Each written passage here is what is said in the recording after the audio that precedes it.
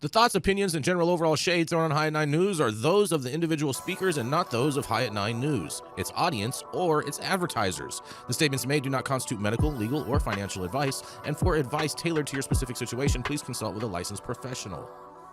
Welcome to the High at 9 News Hour, where you will hear from cannabis industry experts and professionals from around the country talk about important topics while shining light on global issues and discussing cannabis as it relates to politics, regulation and reform, data and technology, science, research and medicine, family and parenting, art, celebrities and entertainment, fitness, sports, mental health and wellness, and plant-based medicines and entheogenics.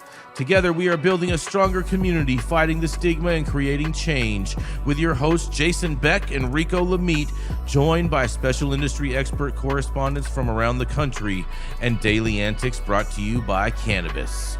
Coming to you live every Monday through Friday at 9 a.m. Pacific time and high noon on the East Coast. And thank you all for getting high at 9 with us.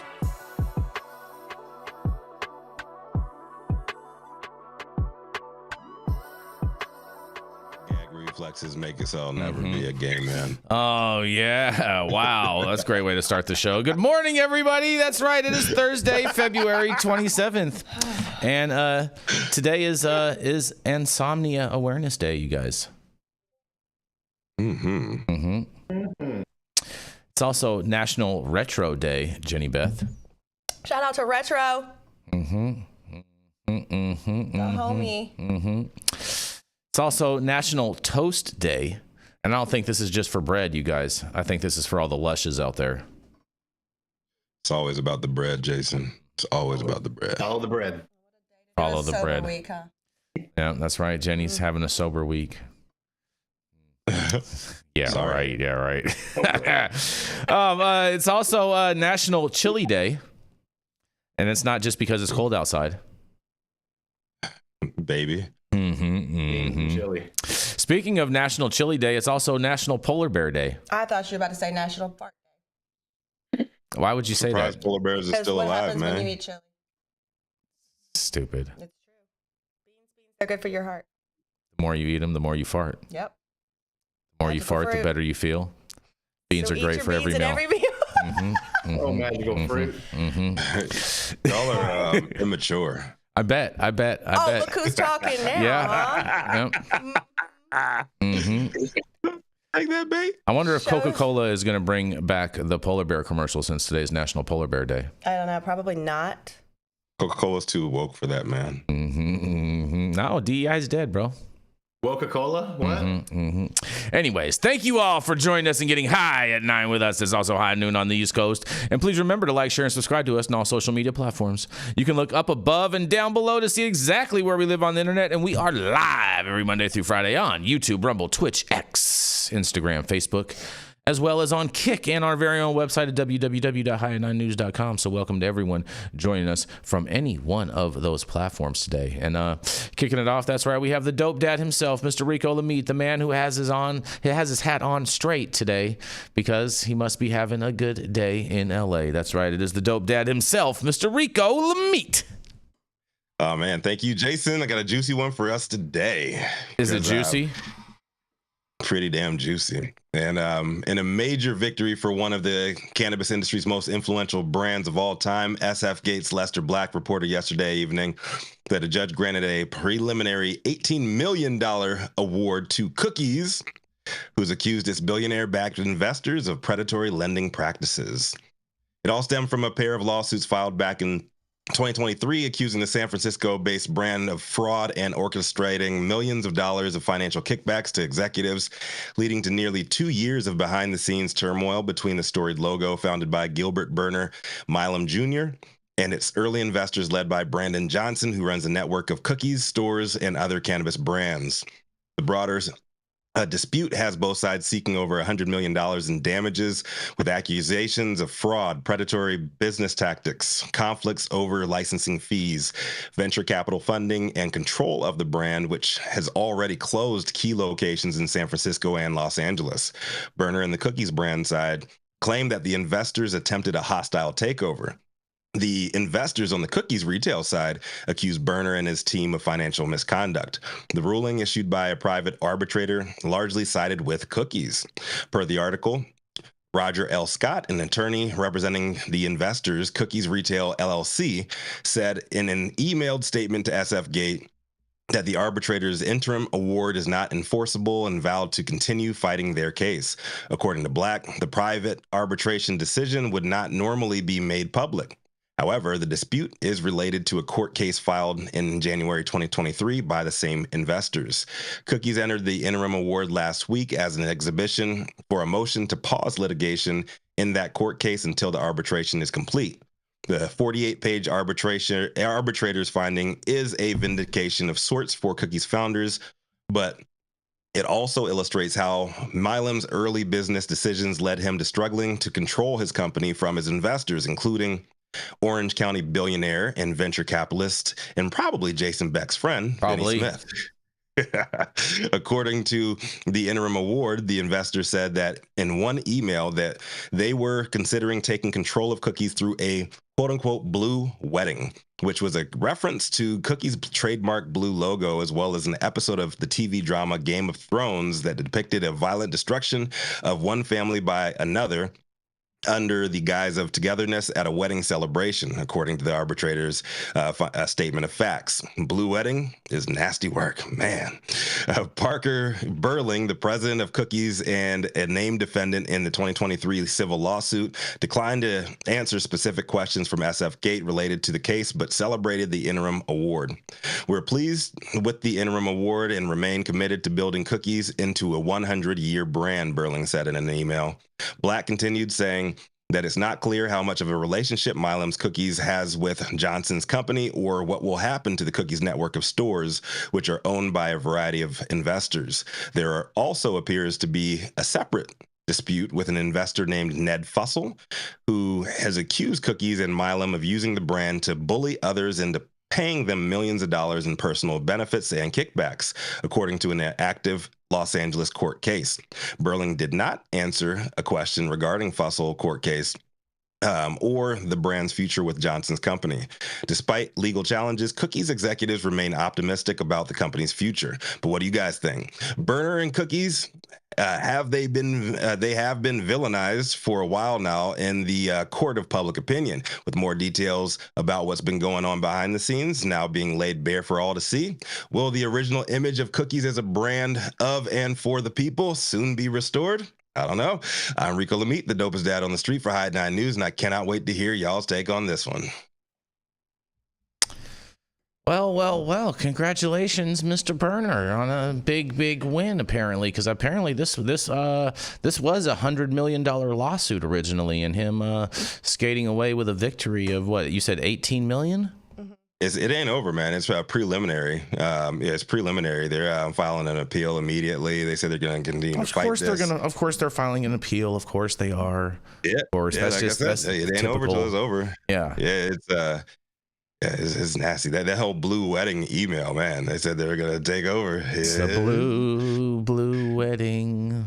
Yeah, you don't know. Are you a Game of Thrones fan, Jason? I love Game of Thrones. It's one of my favorite shows. Red Wedding. I want a dragon. You put that in context, man. They're gonna kill off everybody. Just take that shit. I want a dragon. Yeah, your billionaire buddies in Orange County are trying to kill off a brand that was built from the streets, man. That's what's going on. That is not the case, bro. Stop the gaslighting. Okay. Allegedly.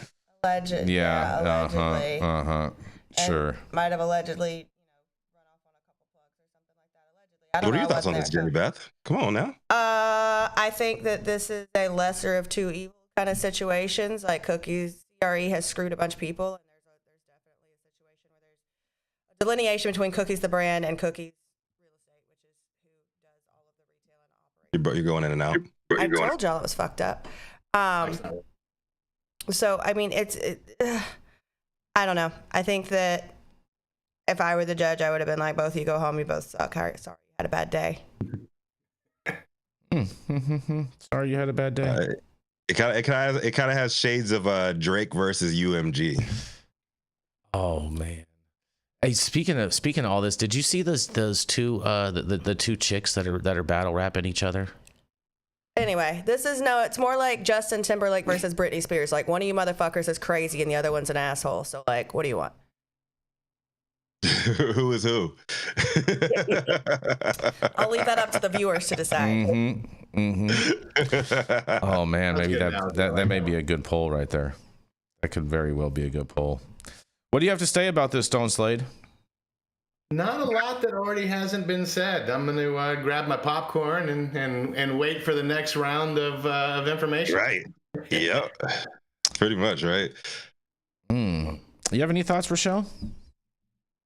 Shout out to my colleague, Lester. Always love to see our stories intermingling. I love to see him getting attention. He's one of the GOATs on the scene right now. So shout out, Lester. We appreciate you.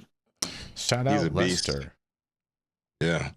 All right. Well, we have a lot of news to go into today. Lots of different things happening all over the space. Lots of interesting stuff. There's even like a hit piece out on me and whatnot. They're gonna love it. But we're gonna most loved man in cannabis. Yeah, this is most hated man in cannabis apparently. Oh, we're reporting on it. Why didn't I get to do that one? Yeah. I should have read that story. Well, we're gonna roll into our first commercial, and we're gonna be right back. Congratulations, Gilbert, on your big victory, and enjoy the taste of this cookie while you are able to enjoy it.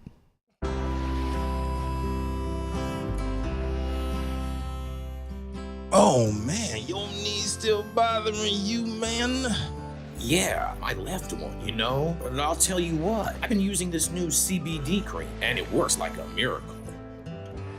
CBDs? I done heard about them CBDs. I was out there on them Twitters the other day, and I heard they get you high as a kite. Well, not this stuff. This stuff is tested. Every batch, all the way through, pharmaceutical grade, and in a GMP certified facility. So you know you're not going to have to worry about flying high. GMP certified? I might have to try some of this out. Where I'm even find this? You go directly to aimhighhemp.com and they will ship it to your door right away. Tested. It's not a name, it's a promise. We're one in the same now. And we're back up. Sean, did you have something that you wanted to say on that last story before we go into the next one?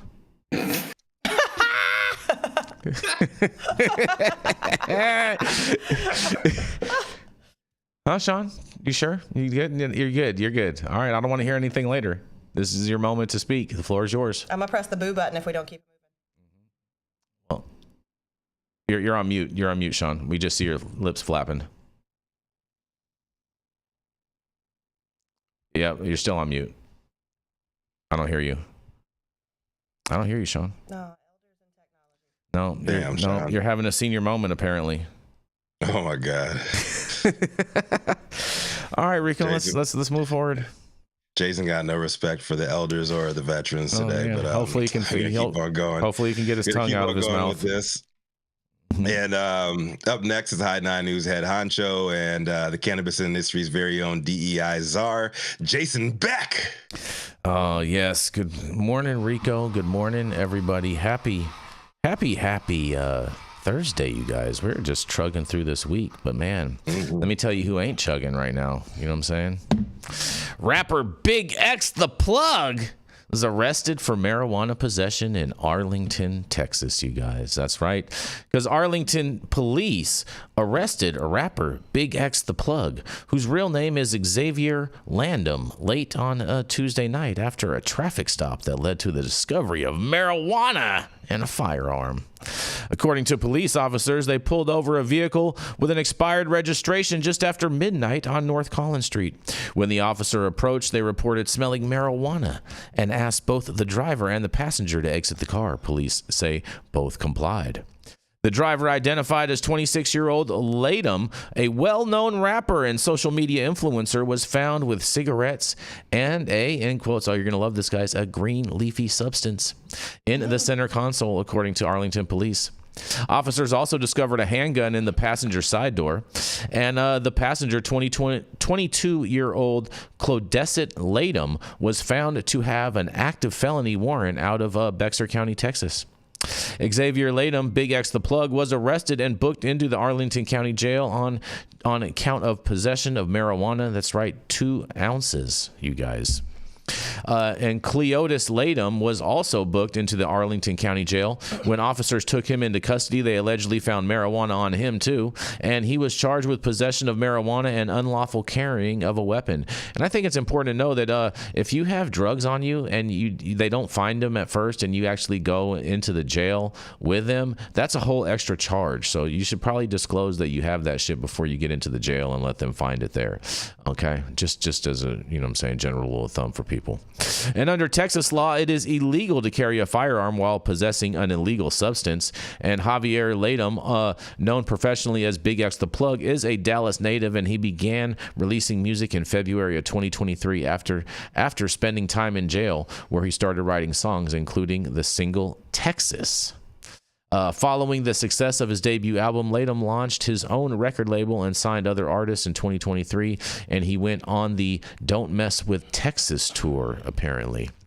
Latham has a strong streaming presence, boasting 17.2 million monthly listeners on his Spotify, and his most popular song, has been streamed more than 330 million times. Well, I've never even heard of this guy, but I wonder if I've heard his song, and I can't wait to hear what you guys have to say about this. He got jacked by the Arlington PD. What do you got to say, Rico? The music is actually pretty good. It is? I'll give it to him, yeah. Okay. It's Big popping right now, man. I was actually bumping. listening to it in the car, so that's funny. Really? Yeah, shout out to but, no, I think, dude, this is stupid. Like, you're not that big of a plug. You got 2 ounces on you. Break one law at a fucking time. Like, whatever they pulled him over for, probably should have chilled on that, unless it was a DWB, which is Texas, so it could have been DWB. But they didn't mention that in the charges. So he wasn't officially charged with driving while black. Well, that's wonderful. That's excellent. Yeah, that wasn't in the charges. But guys, break one law at a time. If you've got something on you and you're somewhere you shouldn't have it, try not to speed. If you have a warrant, try not to have a gun on you and extra shit. Like, just one law at a time. One law. Yeah, I know they're decrimmed in Dallas. I'm not sure how Arlington is with it. I don't think they did. But yeah, definitely would have had a better shot not having that gun with you. That's a big no-no. Messing with Texas, mister. That's what you did. That's right. That's, hey, FAFO around in Texas. Yeah. I love how that whole... That should not have happened in the ATX. I'm just saying. Yeah. I love how the whole "Don't Mess with Texas" thing came from a woke ass anti-littering PSA back from the 90s. Yeah. That's cute. Yeah. That's when my dad was Stevie Ray Vaughan's tour manager, and Stevie was one of the big people that did one of the big commercials first. No way. Hey, there you go. So Stone has an affiliation sure to Don't Mess with Texas. Are you sure Stevie Ray Vaughan's not your real dad, Yeah. Stone? That might be the. Are you Stony Ray Vaughan? That might be one of the first documented instances of conservatives just hijacking a liberal cause and making it their own. Oh God. Anyhow, though. These guys, man. These guys. Always, good old Republican Rico. He's definitely never biased. Yeah, exactly. You can count on him for that, Closet Republican, closet conservative Rico. Yeah, you're like that guy that's like bashing people. Oh, there's a blah, blah, blah, blah, blah. Hates to drive through West Hollywood, but you Hey, I'm all about history, man. All about history. DL, it's okay. You can do that. We still love you. You have any thoughts on this, Rachelle? This big old drug bust, apparently 2 ounces or more. Big plug. Big drug bust of 2 ounces, and they literally booked him over that. Like, that's wild. They literally have nothing better to do. What's up? He's BigXthaPlug. Well, you have to remember they were in possession of firearms, so that now makes this a violent charge as well, just because of the presence of the gun and the illegality of possessing a firearm while you have, or either drinking or in possession of any kind of narcotics, is a modification and add on to a different crime in itself. You're going in and out on the mic, Jenny Beth. But Rico, you guys are the only ones that are hearing that. The audience isn't hearing that. Okay. Well, so I guess he had an expired registration, they said in the chat, which is a stupid one. Correct me if I'm wrong on this, Stone, but isn't it illegal to be in Texas and not be in possession of a firearm? It is, which really makes this a slippery slope that we're talking about here.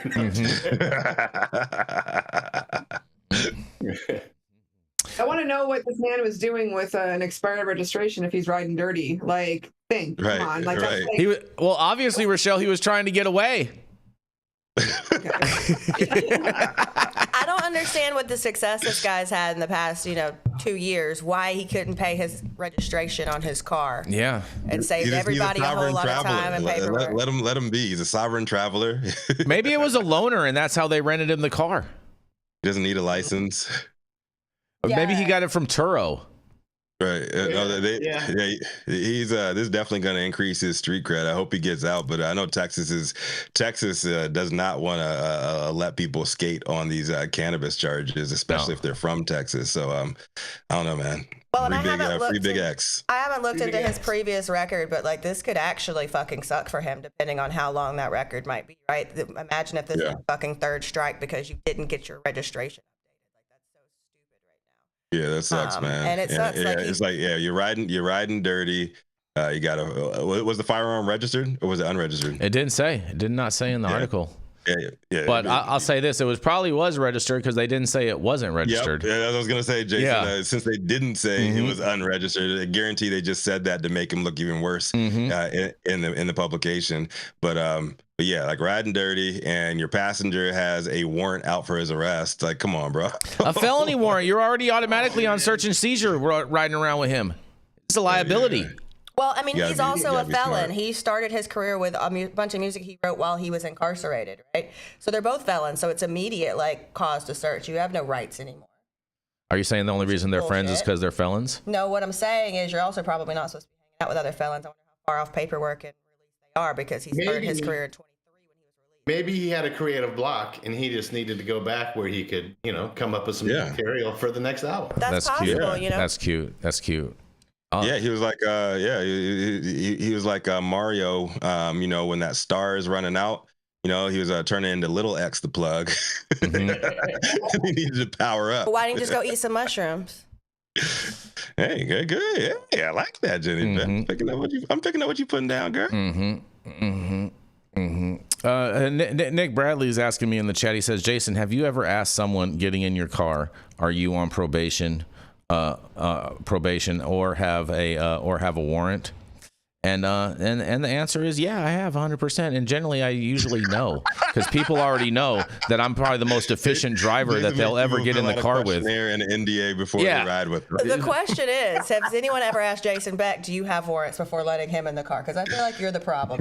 I mean, in all fairness, I have had warrants and been pulled over in the cars before. That has happened a few times. I almost got pulled over on a date, and he looked at me and he's like, I don't have a fucking license. I'm like, I got a fucking warrant.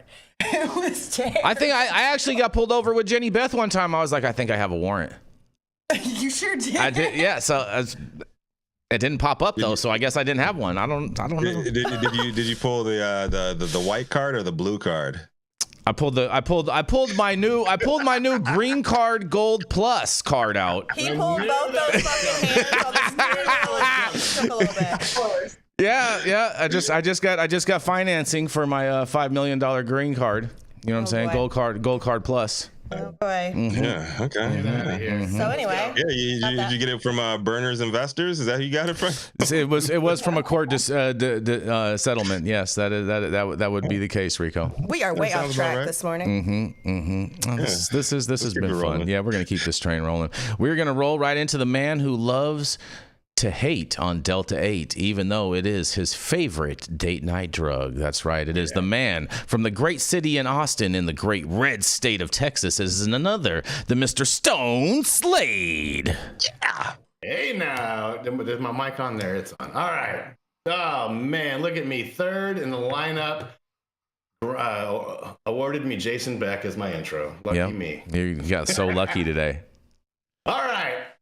Let's talk about what's happening across the pond. The UK has a medical cannabis market, but if you look at the strains being prescribed, it's starting to look suspiciously like a California dispensary menu. White Runts, Gary Payton, Sunset Sherbet, great for a Friday night, but is this really what patients need? Medical cannabis is supposed to be about science, patient care, and therapeutic value, but the UK market seems to be dominated by strains that were bred for one thing: profit. Specifically American profit. Now, are Cali genetics taking over? To be fair, California's influence on cannabis is undeniable. The legal market, the branding, the celebrity breeders, it all shapes what's considered premium. But the strains being churned out of the US are designed for maximum hype, maximum yield, and not necessarily the best medical outcomes. And the predominant broadleaf varieties have taken over because they're easier to grow, mature faster, and produce heavier yields. All great for commercial growers looking to turn a profit. But what about patients who actually need uplifting sativa strains for daytime relief? Those are almost nowhere to be found in UK's medical cannabis formulary. Which brings up the question, are patients being given the right medicine? A patient in the UK looking for a true sativa strain might be out of luck, while other parts of Europe embrace diverse genetics. Land races from Africa, Asia, and South America, the UK market seems stuck on California's latest Instagram famous strain.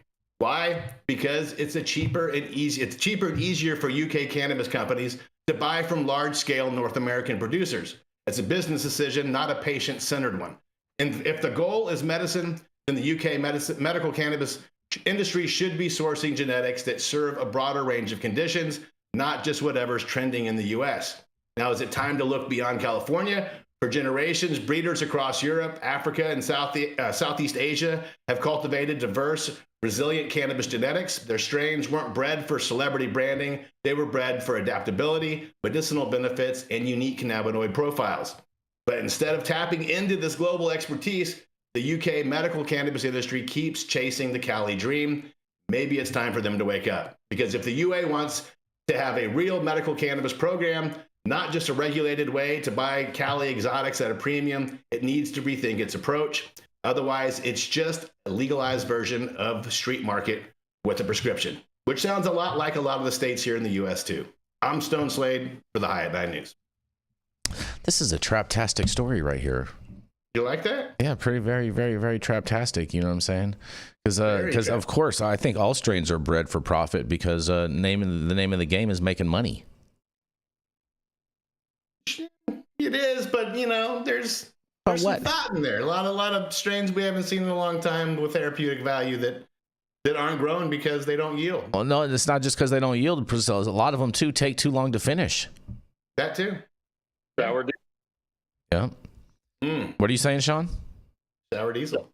Sour diesel, one of my favorite. 90-day flower. Yeah, no one. Yeah. Or 90 days. The cough. That was another 3 month or two. Northern Lights 5 crossed with shout out haze. to New York. Yeah. New York cannabis. That's sour D's. No, they don't. They don't got no sour D's out there, bro. That's just all boof. That's where it started, bro. No, it Come didn't. on, man. It didn't start there. There was the I Love NYC sour. I'm sure there was. Yeah, there was, but it didn't start there. I just want to throw that out there. It didn't start there. Okay, all right. Lemon skunk, all that shit. I mean, like, look, listen, limonene rich fucking strains take longer to flower. That's just the name of the game.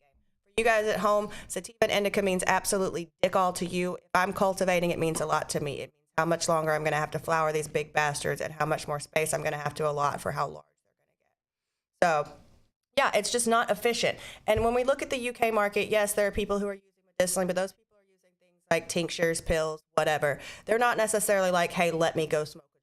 What there is in the UK, though, is a very, very rich underground trapper, custy kind of situation going on.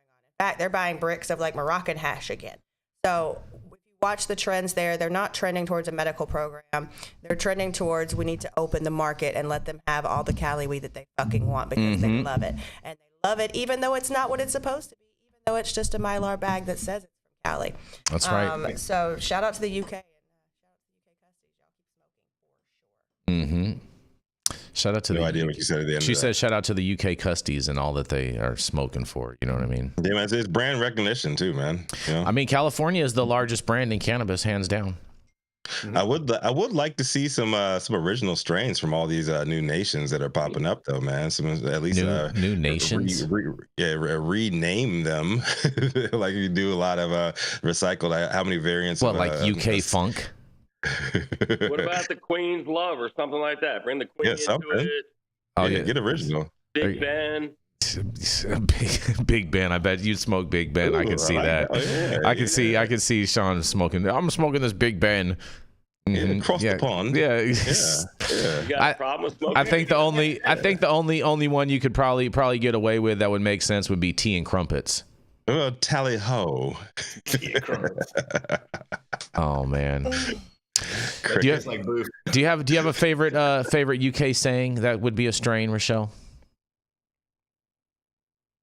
That's a tough one. Maybe like a bangers and mash. Yeah. Bangers and mash. You know what I mean? Top of the morning sativa. Blimey. That could definitely be a rosin brand. Probably buy that website right now. bangersandmash.uk. Lifts instead of elevators. How about fish and chips? Ugh. That's disgusting.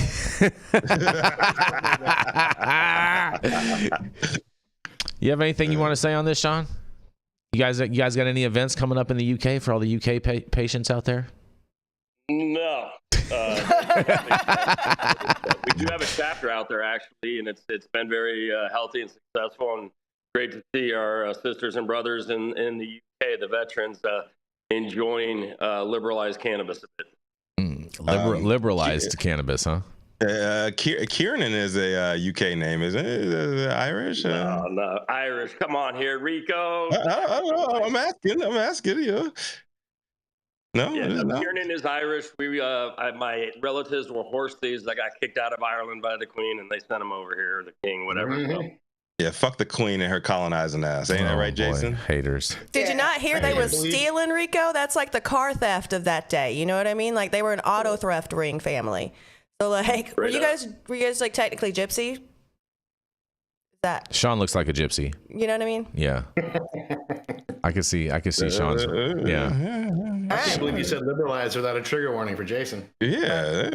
You gotta let him know first. The Irish were, we came over. A lot of us were indentured servants, so it was a place to get away from the old and get to a new world and succeed.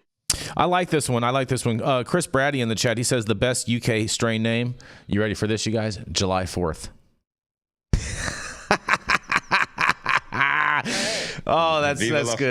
That's good. That's good, you guys. All right. Well, we're gonna keep this train rolling. We're gonna roll right into our next commercial, and we're gonna be right back. I just ordered the summertime strawberry salad when added steak on top here at Anna's. Make sure you do the same thing too next time you're in downtown Long Beach. Come on down and check out Anna's joint on the 400 block of Pine Street. They have amazing selection of beers, foods, and when you come down here to Anna's, you can even challenge me to a game of shuffleboard if you want to lose.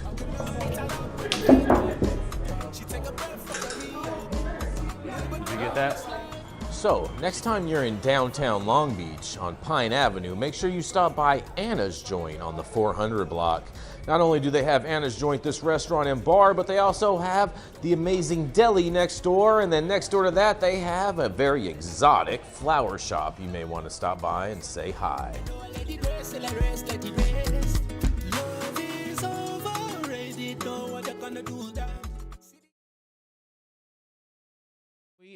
We are back, you guys. Stop whatever you're doing. Make sure that you smash that like button. I know we'll appreciate it. You'll appreciate it, and YouTube will appreciate it. Also, make sure you subscribe to the channel if you have not subscribed already. And all of the articles that we cover on today's show, you can read directly on our website at www.highat9news.com. I'm Cole Preston, and today I'm at Blue Island Beer Company for the premiere of my mini documentary on legalization policy in Illinois.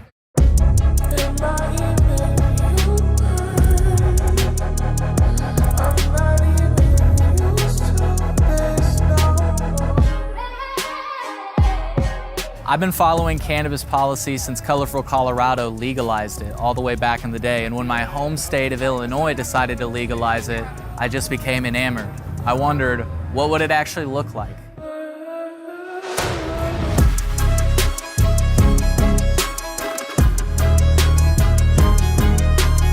If you'd like to see how Illinois fell short in achieving meaningful reform in their cannabis policy, you can watch my mini-doc now at colememo.com/mini-doc.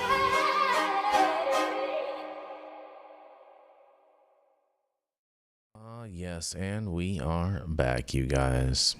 Yes, we are. And up next, she's a cannabis and psychedelics reporter, editor at Green State, the industry's most decorated Lego champion of all time. Here to break us off with the first story of the second half of the show is none other than Rachelle Gordon. Yeah. Thanks, Rico. My story is written by myself, and it came from Green State. Yeah. GreenState.com. Please click on GreenState.com. Go to it and follow your Green State on Instagram. But this story actually got quite a bit of traction on Reddit. Last time I checked, it was well over 400,000 views on Reddit. So I'm interested in hearing what you all have to say when we finish up. But here we go. A popular pot product, say that 3 times fast, is facing a widespread ban. As cannabis consumers seek out more convenient and discreet consumption methods, products like vapes continue to gain significant market share. In fact, oil-filled vaporizers are one of the top-selling form factors at dispensaries. Disposable, all-in-one vape sales are growing rapidly within that category. However, a new bill may see these popular products disappear from one of the nation's biggest weed markets. Last week, California Assemblymember Jackie Irwin introduced AB 762. The bill would effectively ban single-use cannabis and nicotine vapes statewide. If passed, the measure would, quote, prohibit a person from selling, distributing, or offering for sale a new or refurbished disposable battery-embedded vapor inhalation device. Legislation stems from concerns over the growing amount of electronic waste containing lithium batteries and other toxic components. The batteries tend to spontaneously combust, causing dangerous fires. Meanwhile, the other chemical compounds within e-waste can pollute the planet. Quote, disposable vapes are ruining our beaches, environment, and public health, Irwin said in a statement. California lawmakers enacted a measure last year that bans consumers from tossing vape batteries in the trash. Instead, they must be disposed of at a hazardous waste facility. Many cities offer designated e-waste pickup days, while some people opt to drop electronics off at retailers. As part of the new law, cannabis companies also had to change any packaging that described the products as disposable. Many retailers have launched vape collection programs to help consumers comply with the new regulations, though many batteries will likely still wind up in the trash. Given the popularity of single-use vapes in both the tobacco and cannabis markets, AB 762 could face pushback from industry trade groups. The bill could also set a precedent for other states where e-waste elimination is a priority. It remains to be seen how much support there will be for the measure within the California State Assembly, but vape companies will surely be keeping a close eye on its progress. Well, you guys, I can say that I am not surprised by this measure in the least. In fact, a large-scale vape manufacturer representative at MJ BizCon last year told me this was coming. He said the disposable vapes were going to be at risk, specifically around the e-waste situation. So not surprised to see this. Of course, California was the first one to do this, but I'm curious, what do you guys think? Will this measure pass, and will it set a precedent? Are disposable vapes on their way out? It's a big old duh. I mean, we knew this was coming, but for cannabis also, by the way, watching manufacturers scramble when they fucking knew good and damn well they had to take that packaging and change it. And so instead of printing out a sticker that says all-in-one or AIO and putting it over where it says disposable, they were like, can you just still take delivery on these? The answer was no. So sending a bunch of stuff back was a super fun time. But this is one of those things, when you see it coming, this is part of the pivot. And they outlawed these, like a year and a half ago, and they're still for sale. In fact, they're cheaper. So I don't see it being super effective. I see them having to change things from a compliance standpoint because we are regulated cannabis. So those products can be pulled by a product recall through the the task force or whatever having to go around from bodega to bodega and say, hey, you guys selling geek bars today. But once again, cannabis operators, if you guys know this shit's coming, prepare for it. Maybe don't order such a big batch of that packaging. Maybe start seeing what you can do to print over it, figure it out. But if we really want to get rid of the e-waste and the battery problem, stop making Priuses. Oh, stop driving Priuses, because you guys are the worst drivers on the road. I'm surprised they haven't. There hasn't been more of a fuss about this sooner. I remember when California was first rolling out shit, that we had a bunch of people talking about that there's creating all this waste, and they're not going to be long for life on California shelves. But here we are, damn near 10 years later, they're still popping. The people want them. Go ahead, Sean. Go ahead. Yeah, first we should point out that Jackie Irwin is basically Kevin Sabet's like good go-to call in California to push reefer madness legislation. She's out of Ventura, and she is what we call Captain Karen in the state legislature on cannabis issues. Captain Karen. So this is absolutely stupid. Does she have a cape? It won't pass. And, again, the consumers have to let the politicians know by using the illicit market or black market that they can ban whatever they want, but we're going to buy what we want, whether they like it or not. Mm-hmm. Yeah, I agree with you, Sean. Like they're not going to stop the sales of these things. Just like how Jenny Beth pointed out, she said her vape was banned two and a half years ago, and she still finds them everywhere, and there's no enforcement to see exactly. And she said they're even cheaper now. They're much cheaper. So they're definitely using cheaper grade of metals in there. So they're probably even worse for you than they were before. Actually, the tech has kind of gotten better, but anyway, off that, I actually disagree with you, Sean, a little bit because I do think it'll pass. I mean, look at California. It'll pass for look sure. At how many stupid 100%. things we pass through our legislature. That's going to pass. Yeah. The level of enforceability is the question here, right? And in the cannabis industry, they're going to have an easier time just because we can sanction all these products and good luck selling them with the metrics that you can. Yeah. It's got to go through a lot of committees, and there's a lot of objections to it. So right now, the state legislature, we're in talk. I don't know if it's going to pass. I would bet against it. Well, I'm gonna bet that it does pass, just because California passes all the most dumbest shit in the world, and this is pretty dumb. Can we get a wager on this shit? Can we actually? Can we?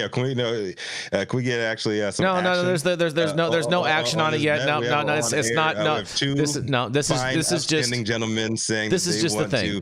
To make a bet on something happening. I want them to. I want them to wrestle. No, we're not.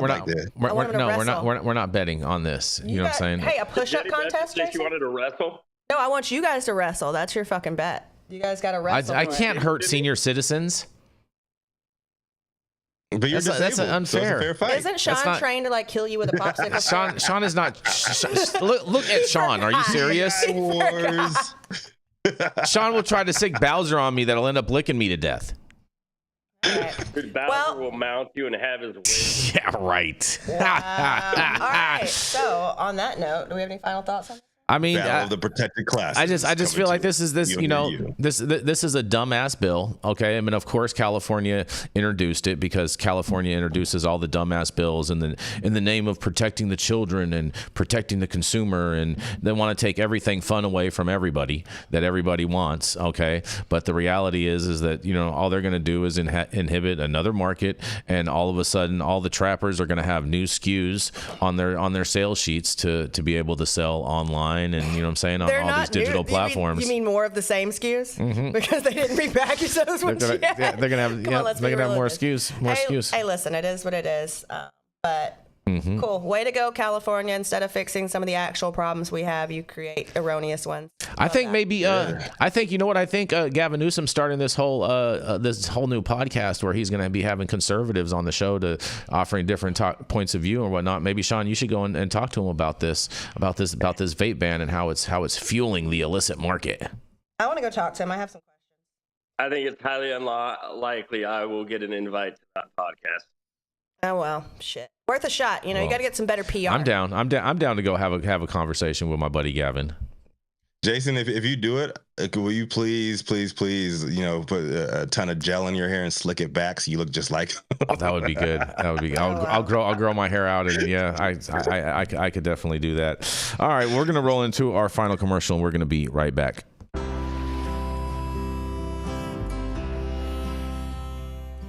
Oh man, your knees still bothering you, man? Yeah, I left one, But I'll tell you what, I've been using this new CBD cream, and it works like a miracle. CBDs? I done heard about them CBDs. I was out there on them Twitters the other day, and I heard they get you high as a kite. Well, not this stuff. This stuff is tested. Every batch, all the way through, pharmaceutical grade, and in a GMP certified facility. So you're not going to have to worry about flying high. GMP certified? I might have to try some of this out. Where I'm even find this? You go directly to aimhighhemp.com and they will ship it to your door right away. Tested. It's not a name, it's a promise. analogy and used and back of a bus and we're back and we're back. We're back, yeah. Sean. Yeah, All right, nice try. y'all. The melanated and highly opinionated founder of Cannabis Consulting and Justice Serve 501c3 is live in the flesh this morning next to Jason Beck, and maybe because they have better internet than her car provides. We definitely have better internet. Dude, fuck Cox business. Anybody who lives in Orange She County said fuck has Cox. a better fucking provider. Just for the record. Just for the record, she said fuck Here to Cox. fuck Cox. Yeah. But no, it worked really well in my car. Thank you very much. Really quick synopsis of the story. If you want to read the whole thing, you can go do so. But once again, Ohio is flippy-flopping. Ohio Senate passes a bill to overhaul voter-approved cannabis law. The Ohio Senate has passed a bill that would significantly change the state's voter-approved marijuana law. Senate Bill 56, passed by a 23-9 party line vote, would reduce the number of plants Ohioans can grow at home, lower THC limits in marijuana extracts, and make it illegal to bring cannabis in from other states. Republican supporters like Senator Steve Huffman say the bill is about safety and cutting down on the illicit market, but Democrats, including Senator Willis Blackshear Jr., argue the bill goes against the will of Ohio voters who approved legal marijuana with 57% of the vote in 2023. The bill now moves to the Ohio House for consideration. Meanwhile, Governor Mike DeWine is proposing an even higher tax on marijuana in the state budget, which is due by July 1st. So, a couple things to point out here. One, Ohio has done more changing of a new program than in their, year and a half since they've actually had something going than any other state has done. They have changed this and reworked it. And so I guess shout out to them for trying to figure out what works. I don't think that this is going to be what works. Number two to note, it's already illegal to bring cannabis in from other states. It's called interstate commerce, and that's fucking illegal, or interstate trafficking. So I don't know why they need to make a law that would make something that's already illegal. But thank you for the erroneous legislation, Ohio. I'll throw it back to you guys. I don't know that Ohio is going to get anything right anytime. Well, I mean, they don't get their measurements right because they sell tenths. Yep. You know, you were going to point that one out. There you go. I mean, that's one of my go-tos with Ohio. You know what I mean?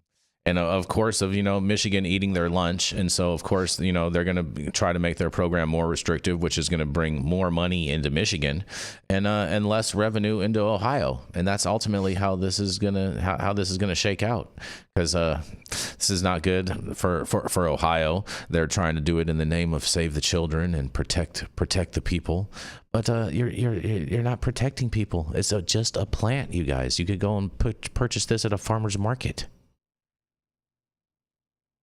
In theory. Just saying. In theory.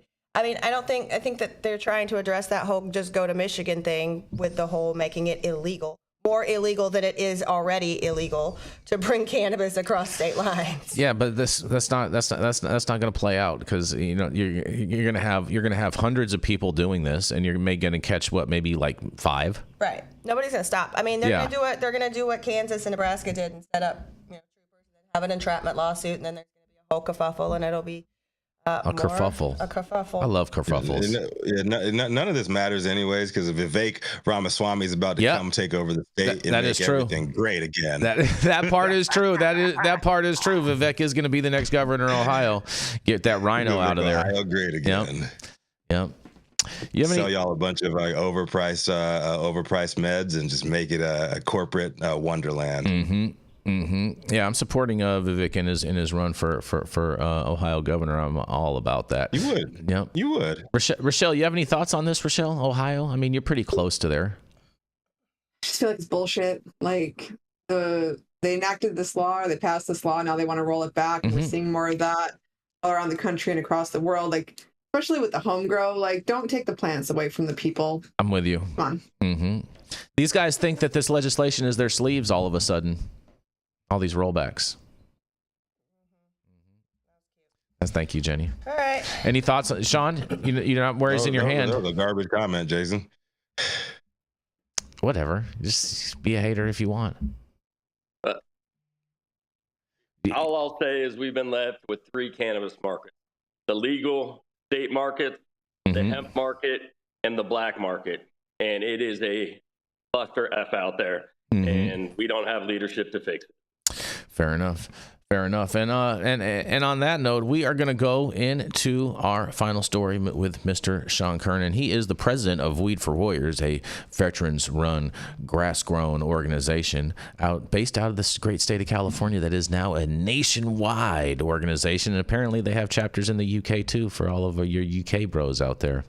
But nonetheless, it is Mr. Sean Kiernan. Thanks, Jason. We put out a press release yesterday, and let me read it for those people who didn't see it.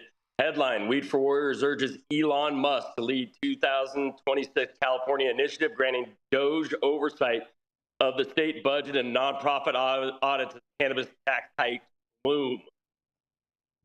Weed for Warriors Project, the nation's largest cannabis-focused veteran organization, today called on Elon Musk, head of the Department of Government Efficiency, or DOJ, to spearhead a 2026 California state initiative. The ballot measure would grant DOJ full access to the state's budgetary process, including the power to audit nonprofits receiving the majority of their funding from state taxpayers. This urgent request stems from California's struggling legal cannabis industry, now facing a tax hike that threatens veterans' access to life-saving alternatives to opiates. California is set to increase its cannabis excise tax at retail from 15 to 19% starting July 1st, 2025.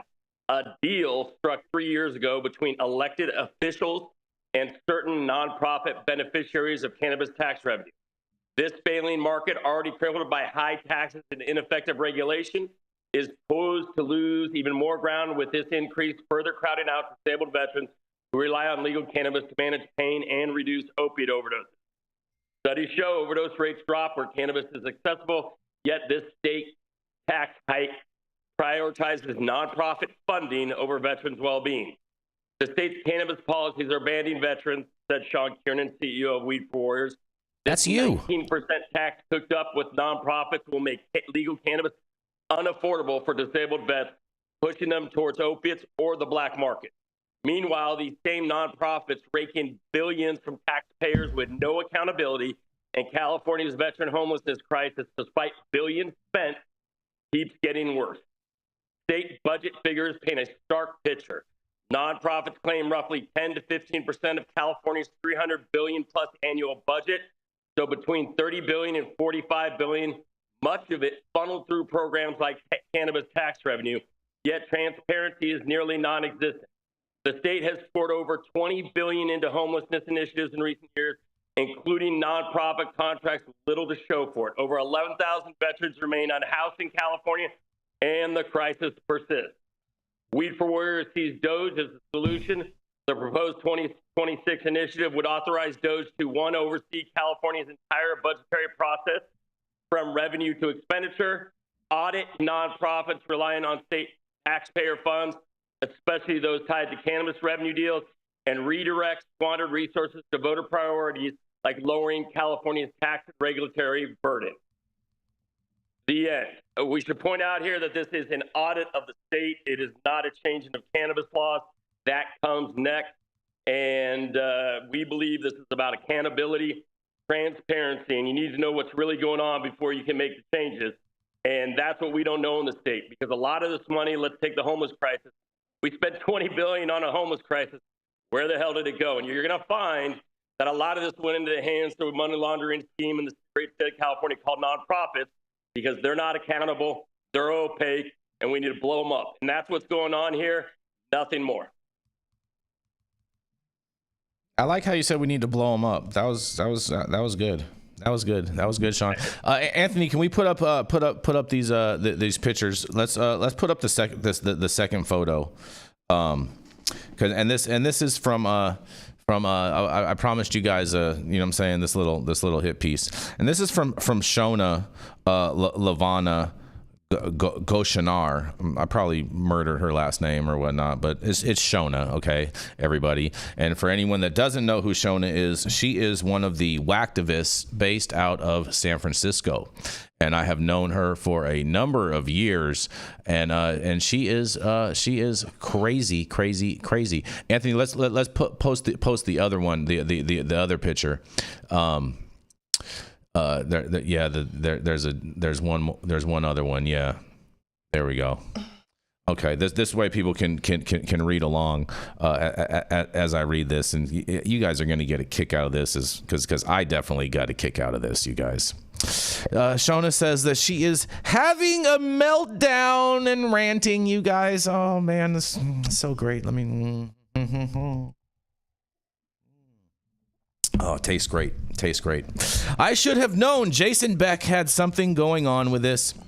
Beck has ties into Wayne Justman, a.k.a. Big Daddy, Pink Mafia, ties into Eric Pearson, ties into Spark, ties into Gavin Newsom, ties into Republican and Democrat parties, no difference. Basically, the billionaire boys club in your face. Fuck this yucky. And I asked Omar years ago, you're so personally a lefty. Why do you deal with Beck? Omar is an Ivy League cannabis industry lawyer. Let me translate some of my own meltdown here.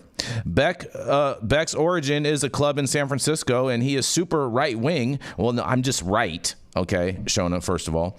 And it says, I moved my operation to Los Angeles a couple of decades ago. In a nutshell, this is a conservative white guys, mostly of California cannabis, aligned with Nazi scum, Elon Musk. I will be throwing tantrums. This is pathetic. And she also says, no one in cannabis should be with anyone who gives a Nazi salute. Support ICE, and end of story. We don't smoke the same medicine. That's right, you don't, because I smoke the best weed in the world, and you smoke boof. Jason, I've seen the stuff that you smoked. The leader of the LGBTQ mafia, the Pink Mafia. Yep, and she also says, if you think Trump and Musk are going to do right by veterans, that is so batshit insane. Well, Shona, I say that you are the one that is batshit insane, and you know what I'm saying? Like, you always have been batshit crazy, in my opinion, and you are going to continue to be batshit crazy, and these posts just prove how batshit crazy you are. Do we have to make this about you, Jason? Always. Yeah. Like, what about Sean's story? Yeah, exactly. I love you, Jason. I'm just saying. I'm just reading the story. Yeah, This is. There's a lot of confusion. Rico, I think you brought up a good point. You're all for Yeah. Look, listen, I'm all for the premise, Sean, big brother. I don't want Elon Musk or Doge in anything, man. Like, he's just not transparent with anything, and he actually has racists and shit behind the scenes doing what they're doing, and I just can't fuck with anything that dude's on these days. I appreciate that. So let's touch that. First of all, nothing needs to even been written, so we have to wait to see what it says to see if we support it, because it's not about Elon. It's about taking what they've done at that level and actually turning something into a transparent audit that we need in the state of California, whether it's Elon or anyone else. I agree with that 100%. The big issue we have in California is propositions they've made harder in the past 12 to 18 months. It's going to take $40 million at minimum to run a campaign. Not many people have that ability to throw that money around. So whether we like him or not, he might be the only one who could affect this change in the near term. Second, you know what? Our state, our liberals, our Democrats have so fucked this up, and they're not coming to the table with real solutions. In fact, the only thing I'm hearing is a UFCW solution that will be absolutely economically unworkable because they're part of the problem. And so at the end of the day, I would not have my son's best friend audit his room if he cleaned it. I'd have his sister audit the room if he cleaned it, because she's not going to cover for him. So part of bringing Elon in, or the political establishment he brings in, is they're going to have no problems tearing everything apart and telling the great voters and citizens of the state of California what's going on. And that is, our tax dollars are being pissed down the drain with these nonprofits. If you look at these nonprofits, they're housed by, they're employed, the politicians' families and friends. I'll give you an example.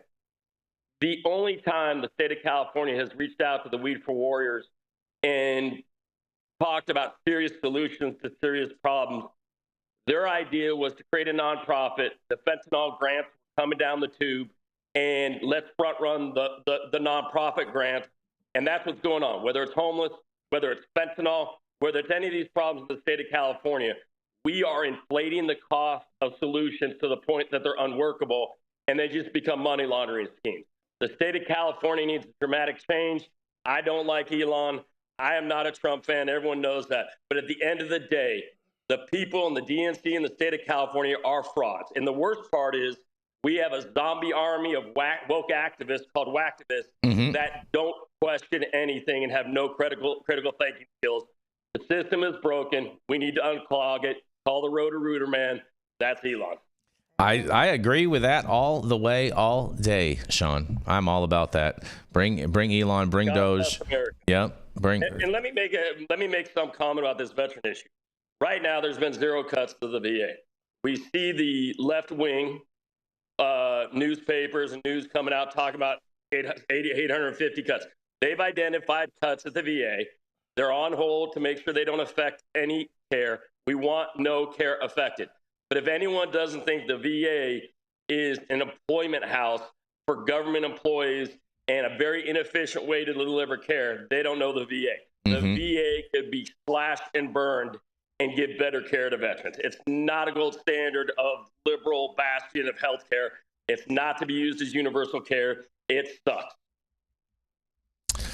Well, and if anyone in the chat has any questions for Sean, I'm more than happy to read them. If anyone in the chat wants to ask Sean a question in regards to this or this program or whatnot, or what the ask is, we want to make sure that people are clear, because a number of people were like, "Oh, that goes against states' rights and and like, it doesn't go against states' rights because we're asking for a state voter initiative." So that let's just dispel that first off. I know a lot of people. It seems to me like EDS is far more rampant than TDS is nowadays.